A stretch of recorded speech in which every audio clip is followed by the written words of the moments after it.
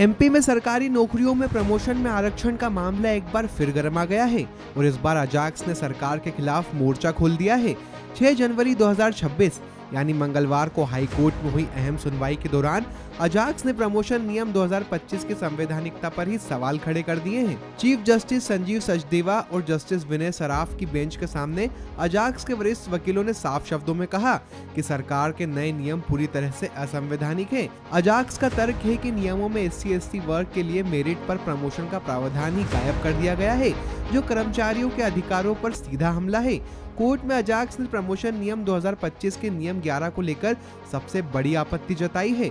वकीलों ने दलील दी कि मौजूदा नियम मेरिट के आधार पर चुने गए आरक्षित वर्ग के कर्मचारियों को भी जबरन कोटे यानी आरक्षित वर्ग की सूची में डाल रहे हैं, जबकि सुप्रीम कोर्ट का इंदिरा साहनी जजमेंट स्पष्ट करता है कि मेरिट वाले उम्मीदवार को अनारक्षित यानी कि जनरल में गिना जाना चाहिए।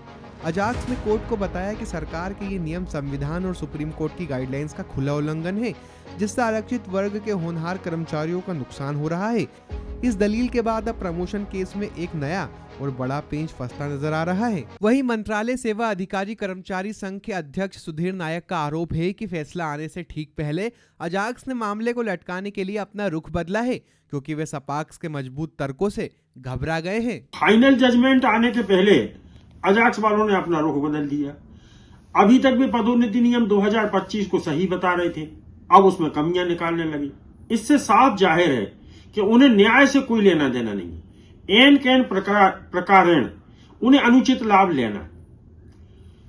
नए पदोन्नति नियमों में सुप्रीम कोर्ट के द्वारा जो लगाई गई शर्तें हैं कि quantifiable data, efficiency test, creamy layer, इन सब का ध्यान नए पदोन्नति नियमों में नहीं रखा गया था।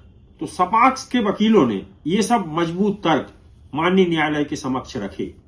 तो मुझे ऐसा प्रतीत होता है कि सपाक्स के वकीलों के मजबूत तर्कों से ये लोग घबरा गए।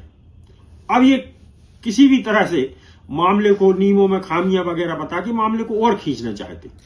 वैसे यदि सरकार चाहती तो समयमान वेतनमान के साथ उच्च पदनाम देकर इस मामले का सर्वसम्मत हल निकाल सकती थी, जो कि नहीं निकाला गया।